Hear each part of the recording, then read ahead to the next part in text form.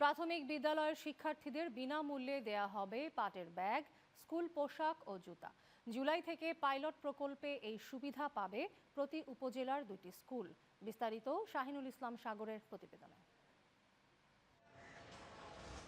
বুধবার মন্ত্রিপরিষদ বিভাগে প্রাথমিকের শিক্ষার্থীদের স্কুল ব্যাগ বিতরণ বিষয়ে প্রধানমন্ত্রী তারেক রহমানের সঙ্গে আলোচনা করেন শিক্ষা মন্ত্রণালয়ের অংশীজনরা। আলোচনায় আগামী জুলাই থেকে প্রতিটি উপজেলায় 2টি স্কুলে বিনামূল্যে ব্যাগ ও স্কুল ড্রেস দেওয়ার সিদ্ধান্ত নেওয়া হয়। আলোচনা শেষে শিক্ষা উপদেষ্টা মাহাদি আমিন জানান, এ উদ্যোগটি প্রাথমিকভাবে পাইলট প্রকল্প হিসেবে বাস্তবায়ন করা হবে।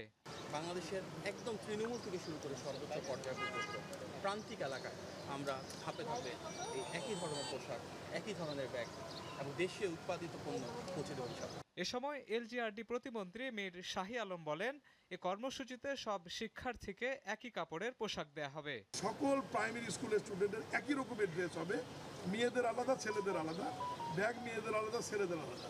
রাস্তাতে যাওয়ার সময় যে কেউ দেখলেই যেন চেনে যে এই বাচ্চাটি প্রাইমারি স্কুলে পড়ে। এদিকে দুপুরে প্রধানমন্ত্রীর সঙ্গে সাক্ষাৎ শেষে বিমান প্রতিমন্ত্রী এম রশিদুজ্জামান মিল্লাত বলেন, পরিবহন সুবিধা বাড়াতে 14টি বোয়িং বিমান কেনার সিদ্ধান্ত নিয়েছে সরকার। আমরা আশা করছি বিমান বহরে যুক্ত হবে অনেকগুলি নতুন বিমান এবং আমরা লিজ নেওয়ার চেষ্টা করতেছি।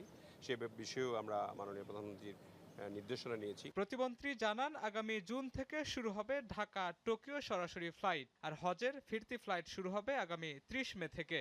হজ ফ্লাইট নিয়মিত চলছে এবং সেটা 30 মে থেকে আবার রিটার্ন শুরু হবে। তখন রিটার্নগুলি শুরু হলে আমাদের এবার তো বিমান দিয়েই করলাম সব। এছাড়া দুপুরের সচিবালয়ে প্রধানমন্ত্রীর সঙ্গে সাক্ষাৎ করেন স্কাউটের কার্যনির্বাহী সদস্যরা। শাহিনুল ইসলাম সাগর, চ্যানেল 9, ঢাকা।